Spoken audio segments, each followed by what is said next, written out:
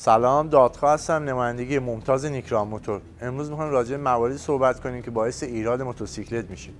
اولین مورد بستن ترق که باعث افزایش سوخت و استهلاک سیستم کلاج میشه. دومین مورد رگلاژ نبودن سیستم ترمز که باعث خرابی لنت و دیسک ترمز میشه. سومین مورد معکوس کشیدن ناگهانیه، به طور مثال از دنده 4 به 2 تغییر بدین که باعث آسیب گیربکستون میشه. چهارمین مورد کلاج گرفتن پشت چراغ قرمز که باعث کاهش عمر کلاجتون میشه. پنجمین مورد تنظیم نبودن زنجیره چرخ به خصوص موتورهای دست دوم که حتما باید متناسب با وزنتون زنجیر رو تنظیم کنن. ششمین موردی که باعث خرابی موتور میشه اینه که وقتی موتور سرده به موتور گاز بدین. وقتی موتور رو روشن میکنی اجازه بدین مدتی موتور گرم بشه. هفتمین مورد تنظیم نبودن سیم کلاجه که باعث درگیر شدن سیستم کلاجتون میشه.